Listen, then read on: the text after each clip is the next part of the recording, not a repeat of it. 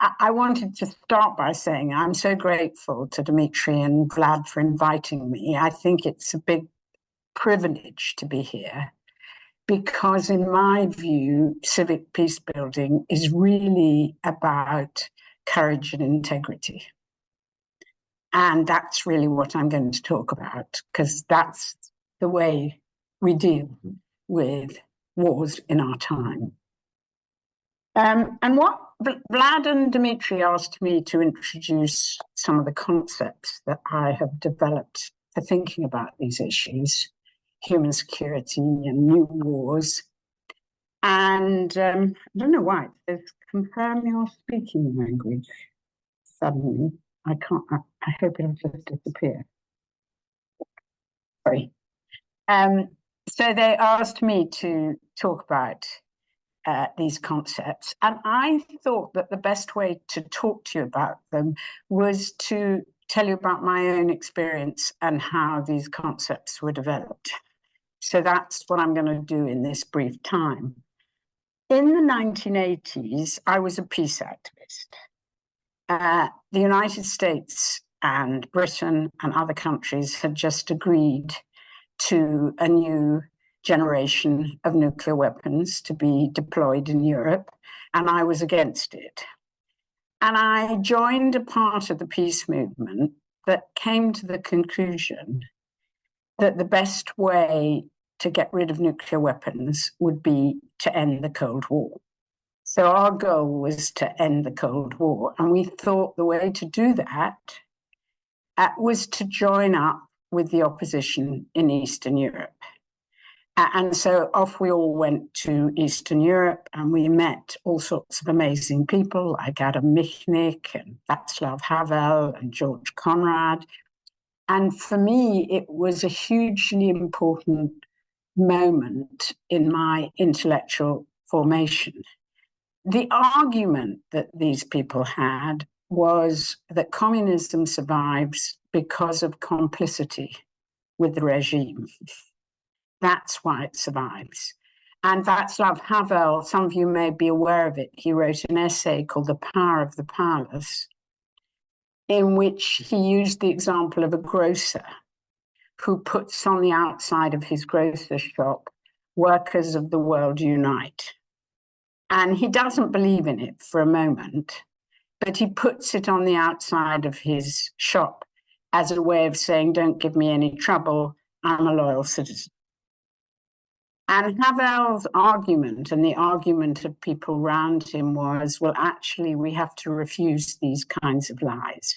That's the only way we bring about change. And they developed all kinds of concepts like civil society, like anti-politics, like the parallel polis. And the idea behind all these concepts was creating independent space in society where people can talk to each other and discuss openly and honestly.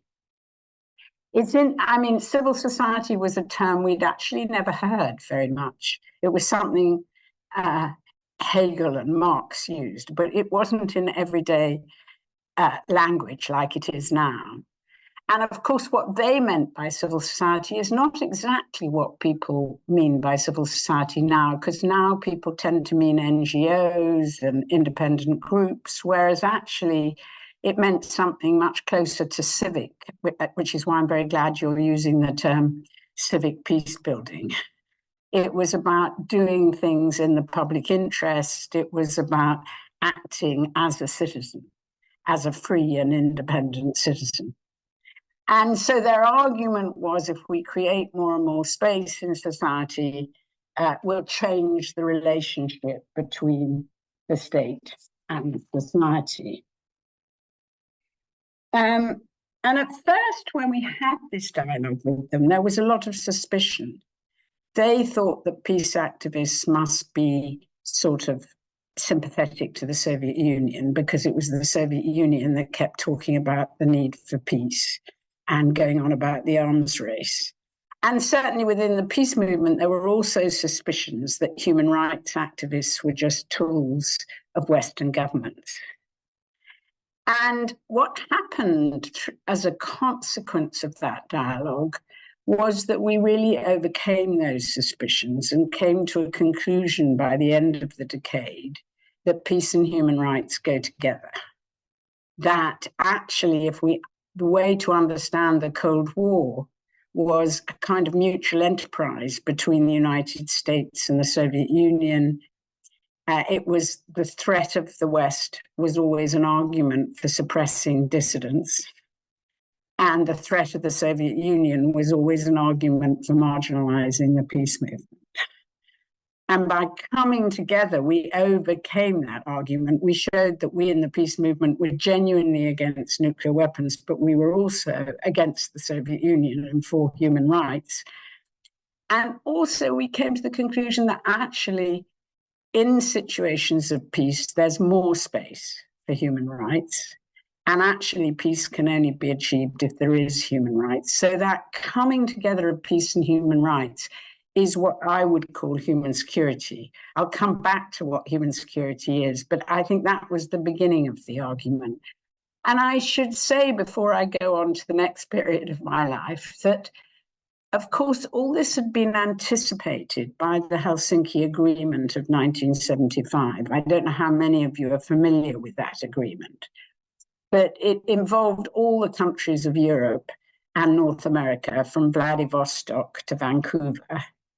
And it was after the Vietnam War, and it was the price, in a way, that the Soviet Union was willing to pay for détente.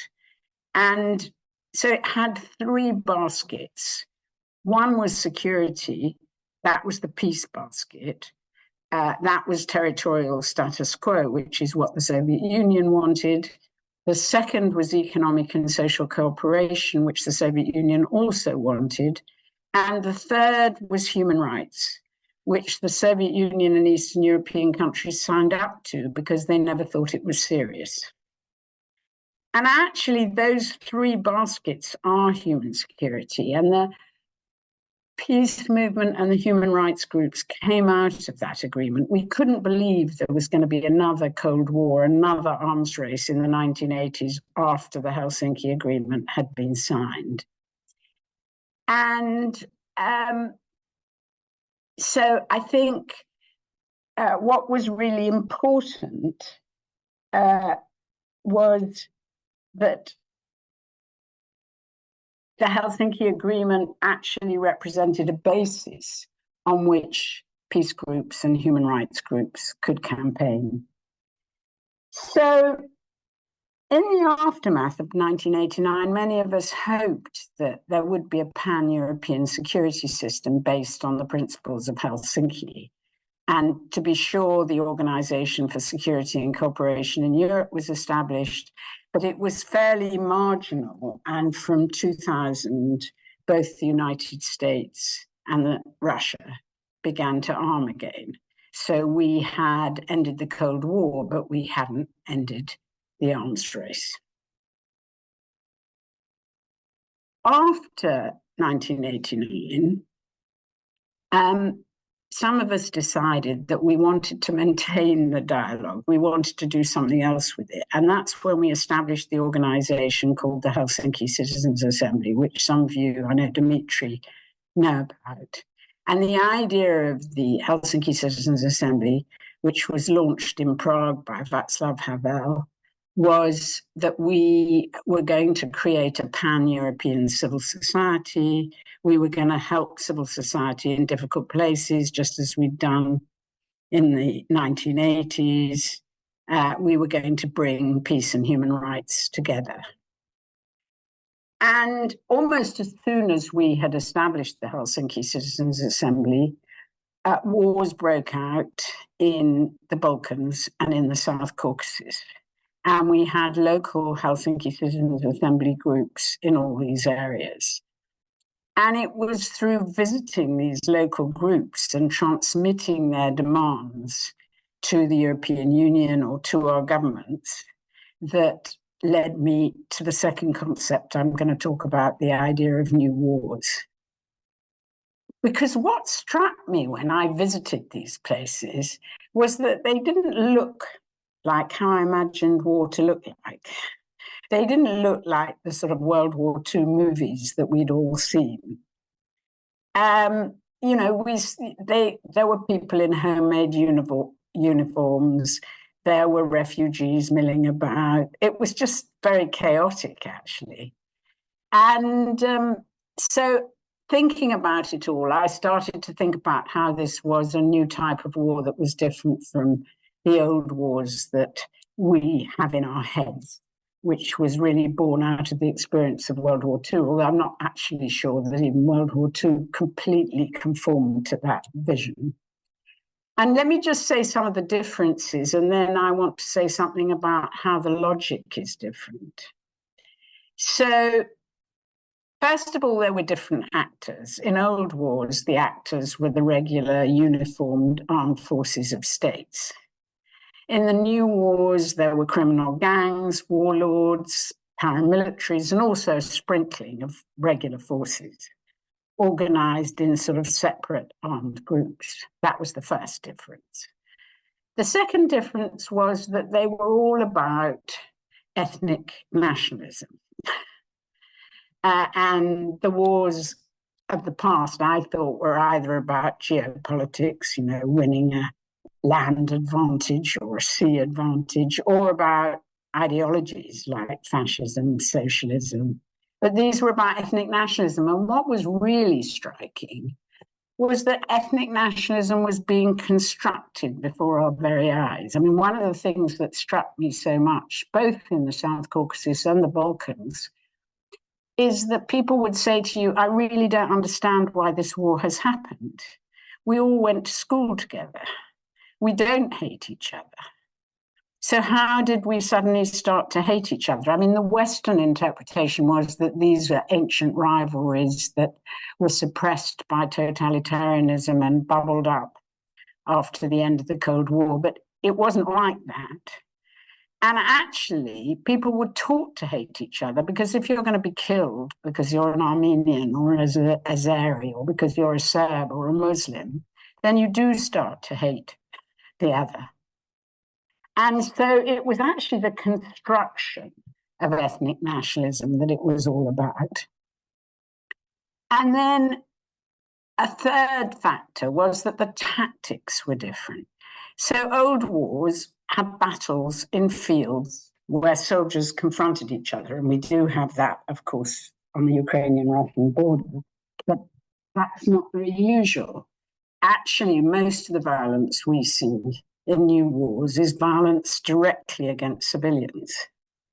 And the goal is usually political control of territory rather than military control. And you gain political control by expelling everybody who doesn't agree with you. And usually that's the other ethnicity.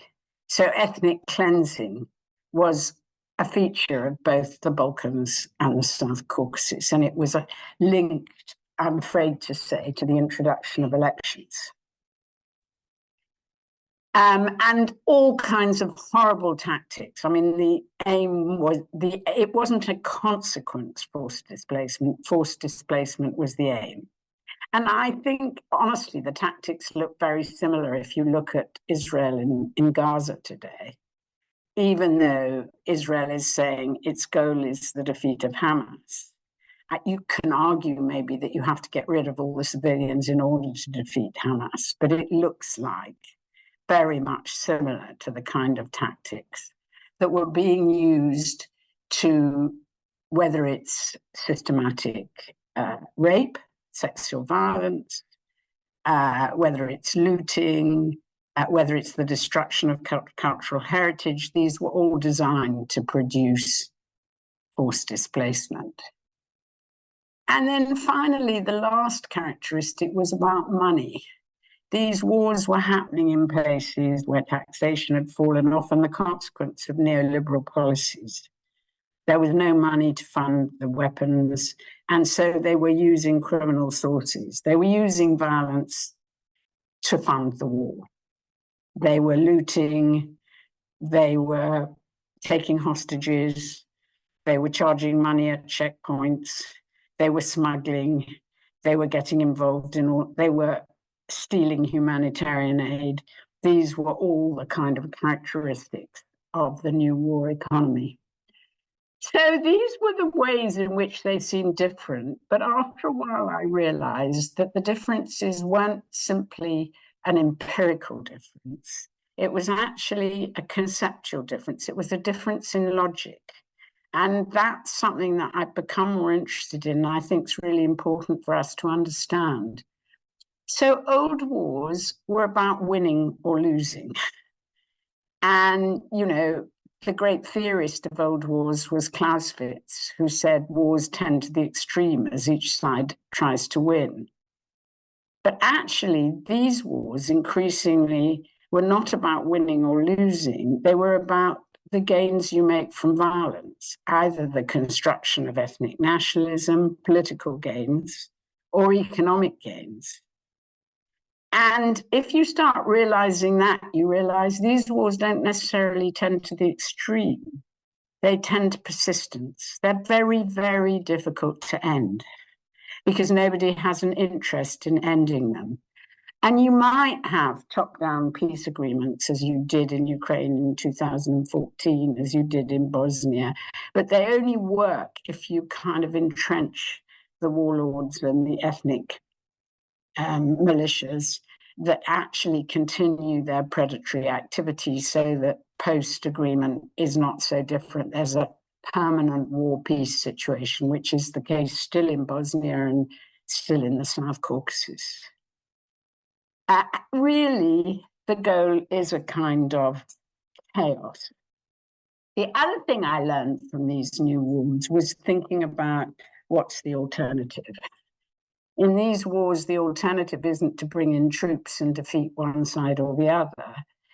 It is a sort of humanitarian intervention, and many of the ideas that came out of the HCA groups. For instance, safe havens, the idea that you try to protect civilians against the warlords, the idea that you try to create a space where people are not afraid and therefore don't have to be ethnic nationalists of one side or the other, where they can talk and act in a civic way. The idea of war crimes was an incredibly important idea, the idea that this is really about the rule of law. These wars are intrinsically legal. They're not only illegal in terms of the laws of war, which is about international humanitarian law, but they're massive violations of human rights.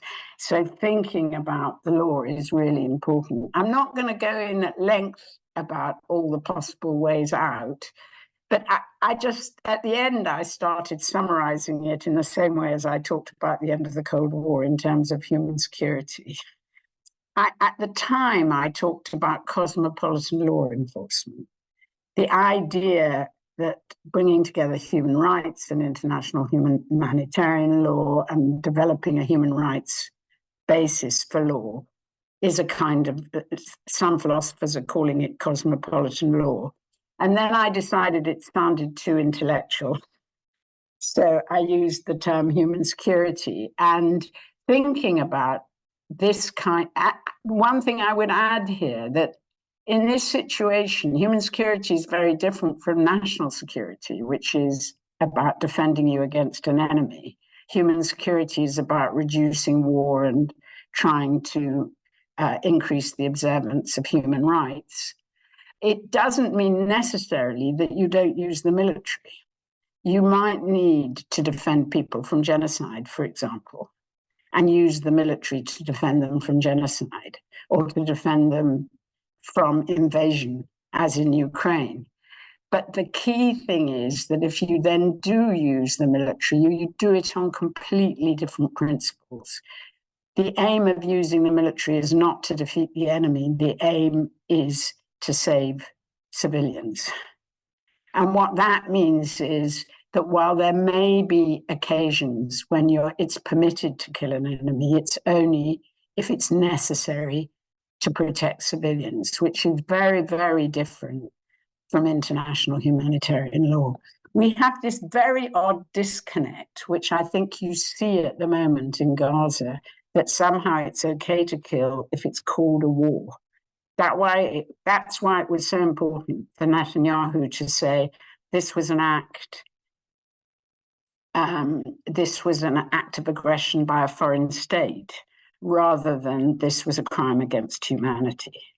And if he'd taken the second line, he could have gone to the Security Council. He could have chased Hamas to arrest them, but it wouldn't have been called a war. And you couldn't have engaged in this kind of killing spree, which for those who accept war, accept somehow. I'm over and over again sort of astonished at the way people accept deaths in war in a way that they wouldn't in normal times. So, but we can talk about that later. So that's the second thing, human security. I have forgot to look at the time, so I won't go on for very much longer. But I just thought I should come back to the wars we're facing now to talk about Ukraine and Gaza. And how does this kind of analysis apply? Well, in my view, Putin has been fighting new wars since he came to power. And his aim in those wars is not necessarily winning or control of territory, it's chaos, long-term permanent chaos, which is his justification for his own legitimacy, for his own power. So he started with Chechnya, then Georgia, then Syria, then Ukraine. And I think winning is irrelevant. What is really important is that as long as the chaos exists, it's an argument for mobilizing people, or at least obtaining their complicity. And I think you could argue that Netanyahu is very, very similar, that he relies for his power on being seen as the person who defends Israel, and he actually needs chaos around him.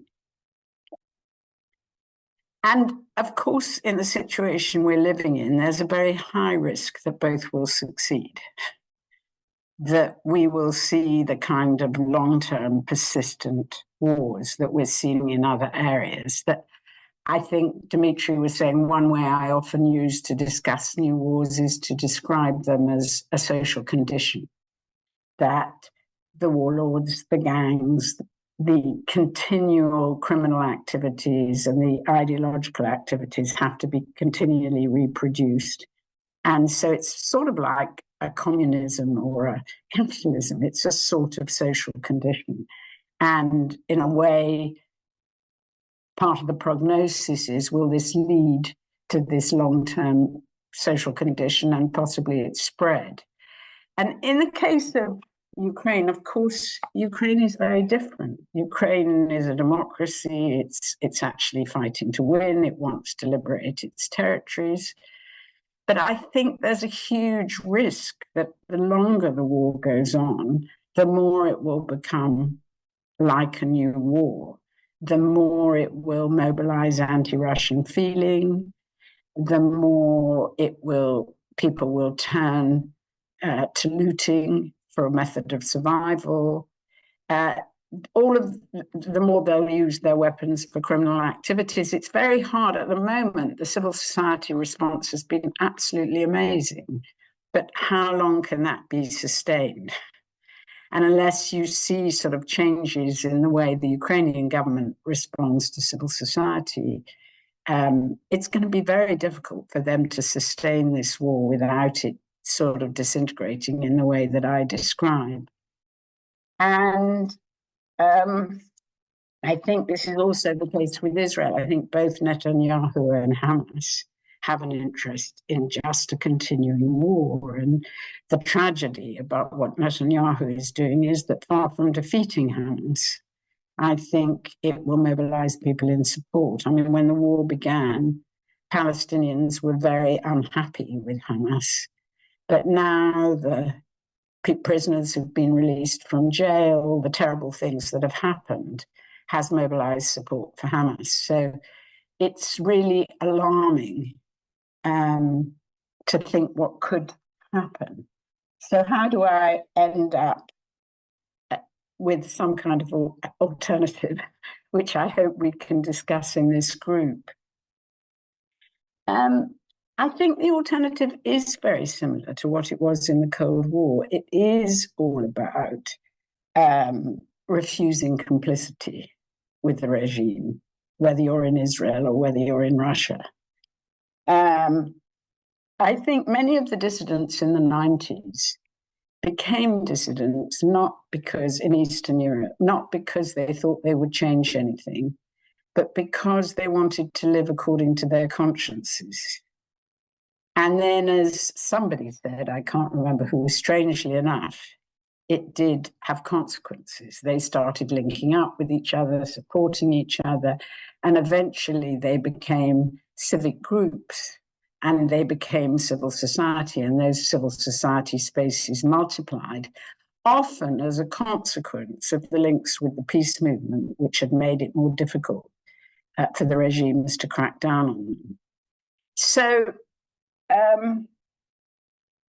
I think that thinking about this and thinking about human security and thinking, I mean, key to that whole discussion of civil society is the idea of human security in the sense that we're thinking about the rights of both Ukrainians and Russians and not just Ukraine or Russia. And we're thinking about the rights of both Israelis and Palestinians and not Israel and Palestine. And, you know, when we talk about Israel and Palestine, the horrors that were inflicted by Hamas are just as horrible as the horrors that, or maybe we won't even compare them, but we have to feel appalled both by the horrors inflicted by Hamas and by the horrors inflicted by Israel. We can't be one-sided in this situation. And so I think what we need to produce, so developing civic spaces in a way, both wars will only change through political change inside Russia and inside Israel, and probably inside Palestine as well.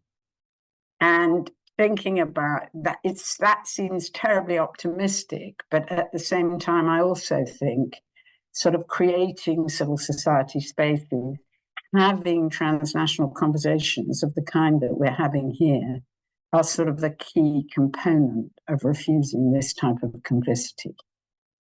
So anyway, I'll end there and we can talk about all this. Okay, yeah, thank you so much. I think there are a number of questions in the chat.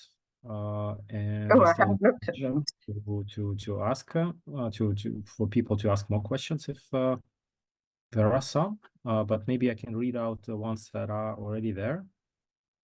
Yeah. I guess. And just a sec, I'll just briefly remind that you can write your questions both in Russian and in English, and we're going to translate them to English if they're in Russian. And maybe after we go through some of the questions in the chat, we'll also have time for some of you to raise your hand and ask your question directly, so that we'll have that kind of live communication as well. I guess there is a question on the difference between the old wars and the new wars, and the very concept of the new wars. And Natalia asked if you can provide some clarification on that. Was it different from the wars that were in the Roman Empire, or the ones between the British Empire and the Opium Wars in China? What's the difference? Well, the difference, as I say, is a difference of logic. Actually, when I originally wrote my book on new wars, I saw old wars as the European wars of the 19th and 20th century. And I was drawing a contrast between those wars which were between states with these new type of wars. Now, I'm sure there were many wars in the early modern period in Europe. I think colonial wars were a little bit different, actually, partly because the Europeans were using their technological technological superiority to win. They weren't trying to create chaos. They were trying to win. But I think the key to my difference between new and old wars is about the logic. Is it about trying to gain something from the other side? It could be military control of territory. It could be a sea lane. It could be, but clearly in the Second World War, the Allies were trying to defeat fascism. That was the goal. And once they defeated fascism, it was finished. In these wars, of course, there are goals, the political control of territory, but actually they need constantly to keep the wars going, to sustain the political ideology which they've established and to sustain their economic sources of revenue. And so I keep trying to say the difference between the two types is actually a difference of logic. And I've no doubt there were wars of this kind in the past. So maybe the word new is not a very good word. But I rejected all other words because they didn't quite work. The other thing about the newness is that I think there was something new that happened after the end of the Cold War.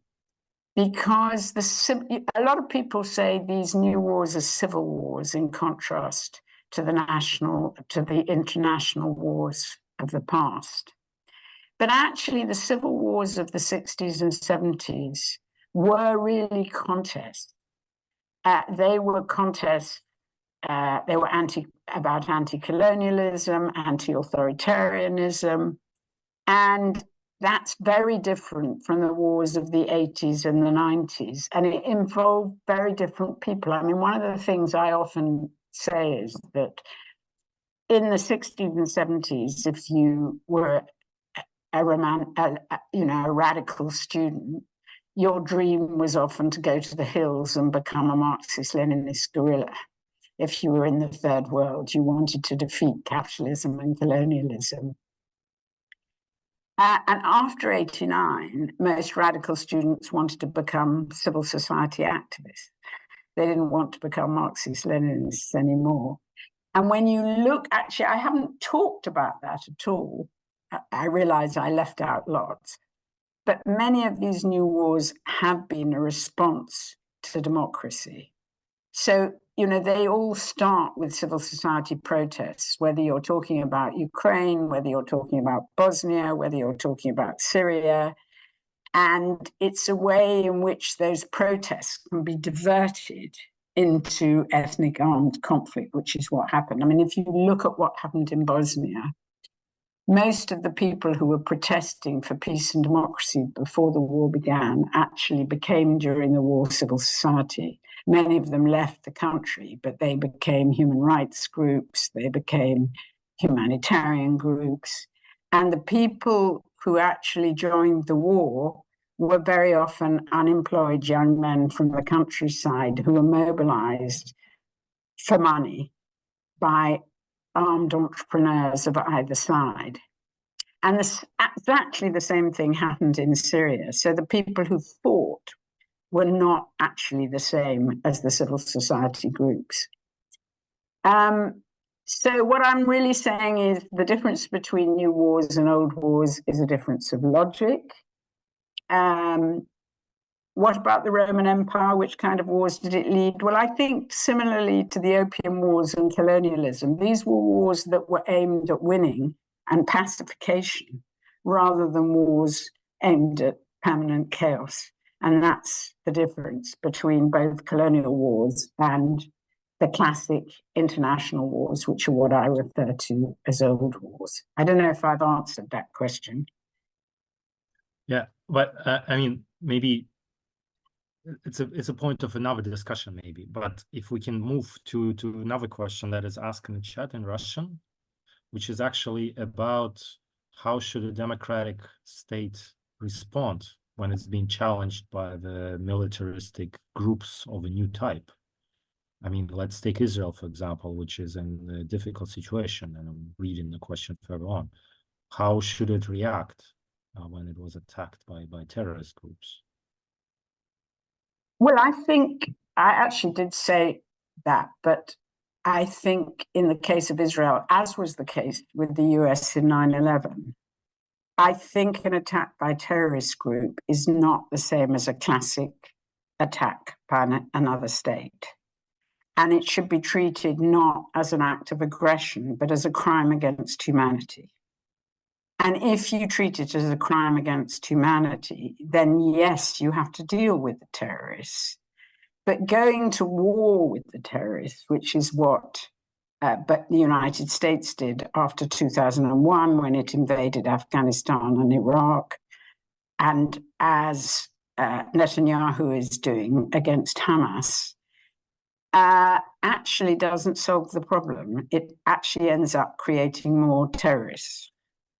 And so, in fact, by declaring it a crime against humanity, saying you're going to use intelligence and policing to try to deal with Hamas, first of all, Israel could have got a resolution in the Security Council. It could have had global support if it had said that. But secondly, it might have been a much more effective way of dealing with Hamas because, yes, they could have used special forces to go after Hamas. They could also have, drawn well, they have done that to take the cases to the International Criminal Court, but they could also be dealing with the sources of finance and get global support in doing that. They need support from Qatar and Iran. But this way, they've alienated all that kind of support, and it's extremely difficult to deal with Hamas. I found there was a wonderful quotation from Lawrence of Arabia, T. Lawrence, who some of you may have heard of, who said, using conventional military force against a terrorist is like eating soup with a fork. And I think that's a very good analogy.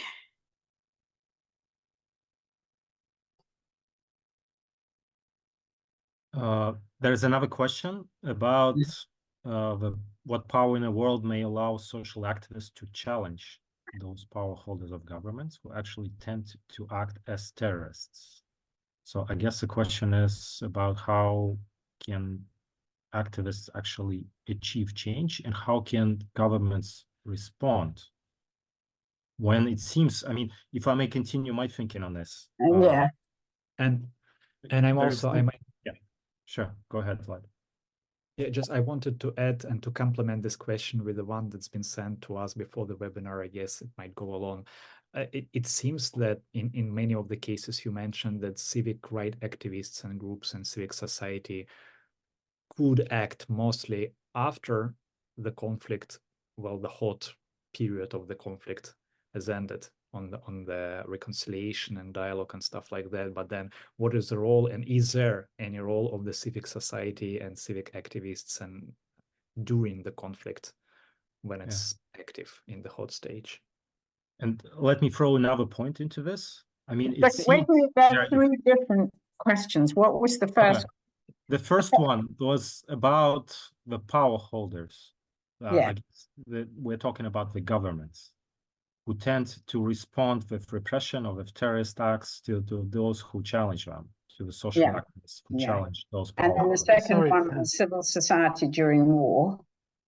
Yeah. Sorry, can I clarify my question? Sure, go ahead. Just like governments act like terrorists, they are ready to kill their own people and their neighbors, and activists cannot do that. So how can those guys, being that good, challenge and win over those people, terrorists of the states, of governments? So those two, is that you said there was a third, Dimitri? Well, I mean, yeah, if I may, and thanks, Andrei, for clarification. It seems to me that in the logic, in the geopolitical logic of great powers fighting each other or states fighting over superiority, there is no real place for civil society that challenges those concepts. And it's no coincidence that civil society's groups are among the first to be attacked during the time of war by governments on both sides of the dividing lines. So it seems that when we're talking about the notion of civil society, we're not talking about national citizenship. We're talking about the notion of civicness, the notion of civility, and the notion that I think you mentioned a number of times in your work, the islands of civility, that some people have to care about the real security, not the security that is measured in the warheads, but the real security of how people get medical aid, how do people get educated, how people feel safe in the streets. Someone has to provide for that, even in the times of dire conflicts. And that type of civility, that type of islands of civility is something that makes civil society relevant at any point, but it also makes it, well, in a way, counteracting the whole narrative of the war, of militarism, of geopolitical struggles, and so on. I don't know if I made my point clear, but yeah, you've answered the question for me, but I will add to it.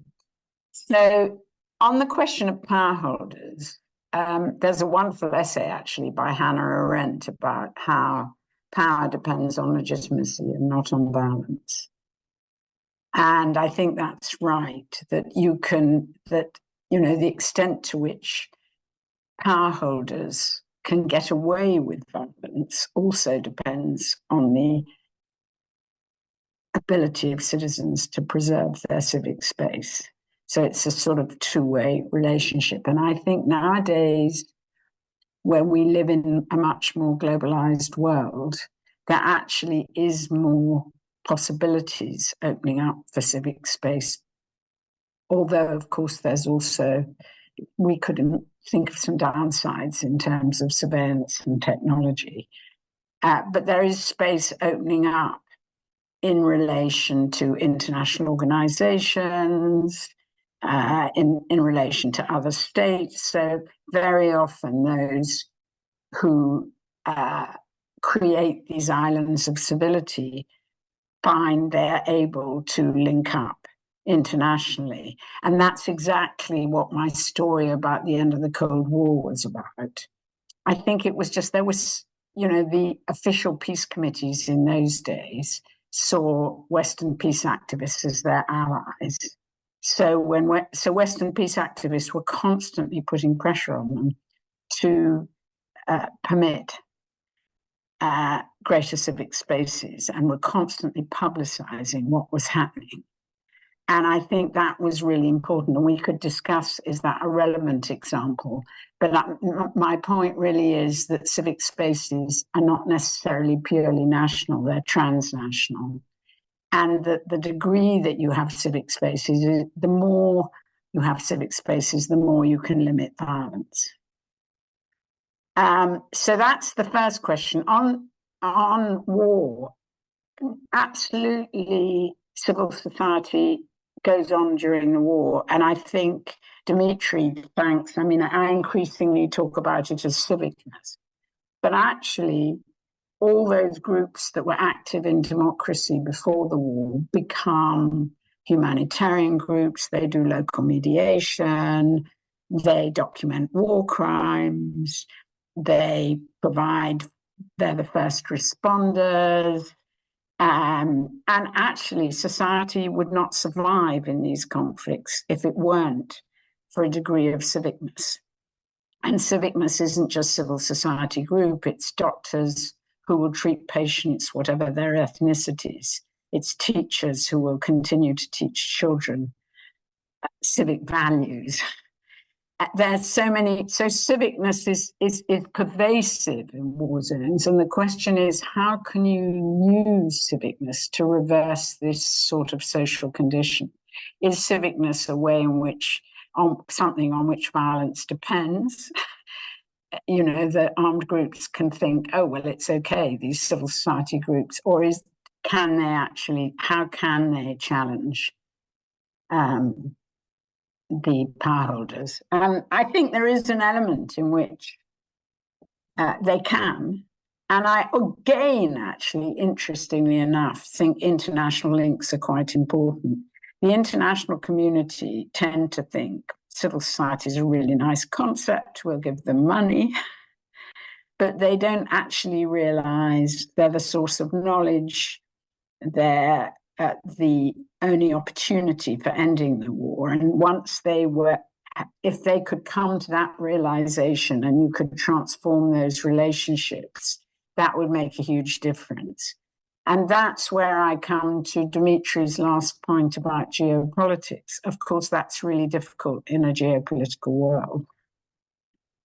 But we don't live, I think, entirely in a geopolitical world. I mean, I think after the end of the Cold War, we saw the growth of the UN, we saw the establishment of the International Criminal Court, we saw the establishment of the European Union, which, even though it keeps saying it wants to be a geopolitical actor, is really not. And it really operates, external policy is based on human security. And so there are other actors in the world other than geopolitics. And that's why these transnational connections are so incredibly important. Well, I see actually a lot more questions coming up, and we'd have to decide how do we want to deal with it. Maybe take 2 more, and then maybe some of those questions can go into the breakout rooms. And Mary was kind enough to actually stay with us for the whole time, so there'll be a chance to discuss it also in the breakout rooms. Let me say one question I noted. Money has always been linked. I completely agree that money's always been linked to war, but the difference between old wars and new wars is that the money was controlled by the state and the military forces were financed by the state. Now it is that the money is controlled by the armed groups and they directly find their sources of revenue. And so it becomes an incentive for them to go on fighting because the violence is a way to make money. Okay.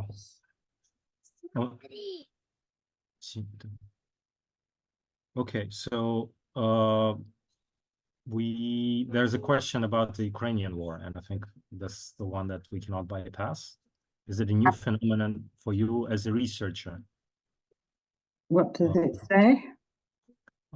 Is this current Ukrainian war a new phenomenon for you as a researcher? Has it brought a substantial shift to your theoretical view of new wars? Because for many people, it was a great conceptual shock. People dying of sepsis in the trenches for the first time since World War II. It's the war that has been very heavily documented at the same time.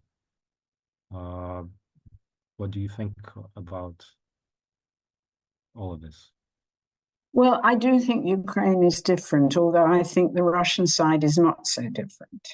Even though what Putin did on February the 22nd was an old-fashioned conventional invasion, which I think was probably a consequence of his own hubris, that he thought he could win a conventional war by invading Ukraine. And I mean, I remember at the time, the Ukrainians didn't believe he was going to do it. I didn't believe he was going to do it because I thought there would be a Ukrainian resistance because wars are very difficult to win nowadays. But it's not so difficult to keep wars going and creating chaos. And I would say that much of the Russian side is not so different from what they did in Chechnya. In fact, lots of the techniques of bombing civilians and hospitals were taken from Syria. So it wasn't, but actually the Ukrainian side is different. It's neither an old war or a new war, and I don't quite know how to express it. I mean, what is extraordinary about the Ukrainian side has been the mobilization of civil society in support of the war. And, you know, nothing would have succeeded without civil society providing both social support and indeed direct military support. So in some ways, you could say Ukraine was carrying out a classic self-defense policy that was that is typical of an old war, that it was responding to an act of aggression in an old war way. And in some senses, that's true, but there are also all sorts of new characteristics. I mean, it's much more international. Ukraine is very, very dependent on external support. Old wars were mobilizing and self-sufficient, and Ukraine's very different in that respect, and the role of civil society is very different. So I think something different is happening in Ukraine, and indeed you might argue that with the documentation of war crimes, with the role of civil society, maybe Ukraine is offering us an example of how to deal with a new war. But there's also the risk that I talked about, that it could, if the war keeps on going and if the Ukrainian response doesn't work, then it could disintegrate into a new war. So I think Ukraine is something new, a new war, if you like. But I think thinking about the analysis of new wars and thinking about the typical way that Putin has behaved and the way he combines, which is very, very typical of new wars, sort of oligarchy and ethnic nationalism. It's quite useful as a way of thinking about the Russian side.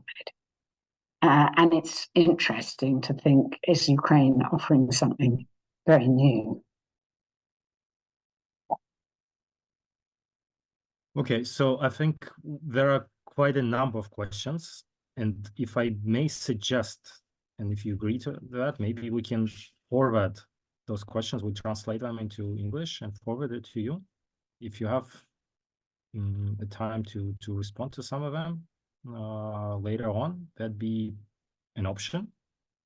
Maybe some of them would be a point of discussion among us as well.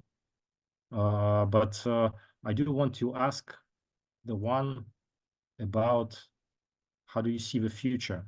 Do you see a world without wars? Because there seems to be an opposition between that and a thesis that wars will always be with us because it's part of the human nature. There is a hope among us as peace activists, as civil society activists, that there is a possibility of a world without war, but in reality, the number of wars keeps on growing. So it's impossible to kill all the good people, all the bad people, and to have all the good people remaining. So, but what do you see as a possible scenario for the future? And I may add from myself, where do you see kind of causes and reasons for optimism in advancement of the security and so on? I mean, the first point to make is that wars can't be won any longer. That's the lesson that we've learned from Russia invading Ukraine. It's the lesson we should have learned from all the US interventions in the post-war world, from Korea, Vietnam, Iraq, Afghanistan. The sort of old-fashioned winning of wars militarily really isn't possible, because actually there's become a kind of equalization of technology that, you know, an insurgent with an improvised explosive device can be very effective against an American tank. A Houthi with a drone can be very effective against an American warship in the Red Sea. And so what that means is that wars either lead to long-term attrition, which seems to be what we're seeing in Ukraine and Russia, if they don't escalate, or as we saw between Iran and Iraq many years ago, or if they escalate, they risk human extinction, which means that old wars are really impossible nowadays. But what is possible is the spread of this new war as a social condition. And that's what we're seeing in parts of Africa, in parts of the Middle East, in parts of Central Asia.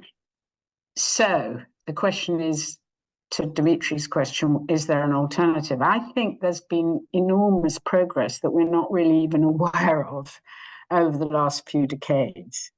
We've seen a huge increase in international law and regulation at an international level, often to do with economics, to do with commercial, but actually everybody is incredibly interconnected now. And there's a growing and much more thick international regulatory framework. You know, as we in Britain discovered after Brexit, the idea that we were somehow free to set our own standards. Most trade agreements are about standards, turned out to be a complete myth. So we're hugely interconnected, but also these regulations and these interconnections aren't just in the economic and commercial sphere. I mean, human rights has become much, much more prominent than it ever was before, since the mid-70s. We have had the establishment of the International Criminal Court.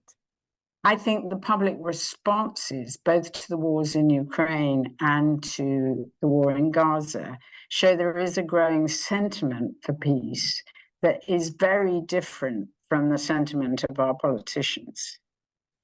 And also, I think the huge emphasis on international law, whether we're talking about Ukraine, which is the most documented war in history, or we're talking about what happened in Israel. There's a growing emphasis on international law. The International Criminal Court has come to be seen as more important, despite the fact that, you know, people criticize it for double standards because they didn't indict Bush and Blair for invading Iraq, but they have just indicted Putin. So I think what we are seeing is and, you know, the European Union itself is an extraordinary, peaceful experiment. So if we're looking for positive signs, I think there's a growing public sentiment that war is actually an anachronism. One of my students gave me a poster which said, "War is so last century." And I think it is an anachronism. And I think people are increasingly thinking in human rights terms. And the question is whether that civil society, human rights way of thinking can offset this depressing trend towards the growth of war as a social condition. Okay.